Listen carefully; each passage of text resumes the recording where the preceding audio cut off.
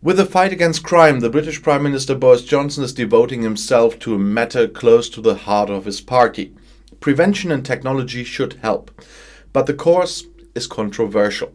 Stronger electronic surveillance and more powers for the police. The Conservative British government wants to monitor criminals and prevent crimes with stricter laws.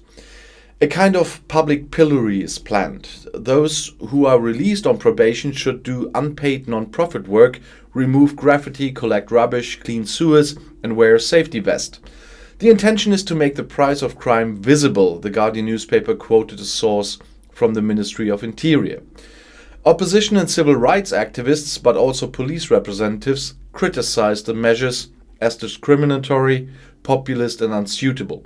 But Interior Minister Priti Patel, who likes to pretend to be a hardliner, sees herself very close to the population.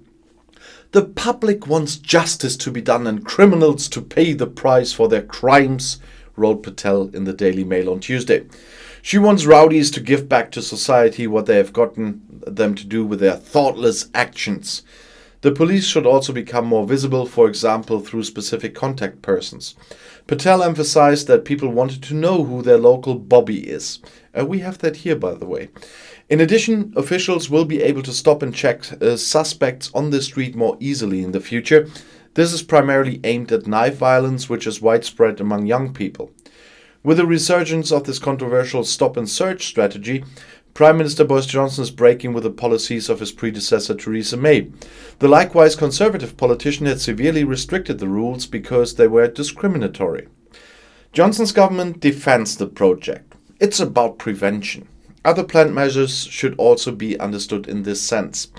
The use of GPS trackers for thieves, burglars, and robbers released from custody is to be expanded. Sobriety sensors that detect alcohol and sweat are also to be tested across the board for people who have committed alcohol offenses. Detainees are said to be routinely tested for drugs. According to commentators, Johnson wants to reoccupy a core field of the Conservatives with a focus on fighting crime, in which the opposition Labour Party has recently been able to collect points. The approach fits in with a tough line that Interior Minister Patel has been taking on migration since Brexit. Here too, the security forces have been given more powers and are allowed, for example, to stop boats carrying refugees and migrants in the Sleeve Channel, as we call it here. But in this fight against crime, Johnson blows a sharp wind in the face. The expansion of discriminatory powers is not the right way, Emmanuel Andrews of the civil rights organization Liberty told The Guardian.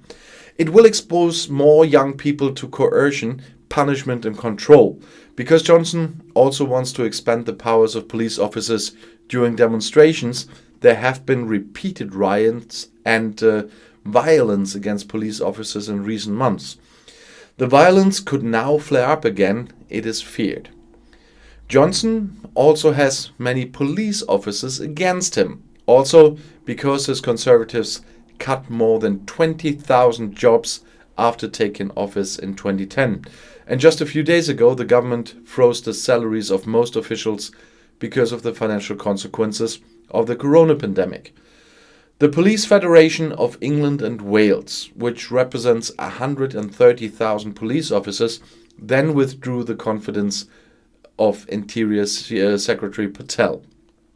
Now union leader John Apter said that what is needed is not old ideas in a new guise, but sustainable reform and real investment. The officials have had enough of the government's contempt for the police, and that's what I call clear words. I'll see you in my next video. Bis gleich.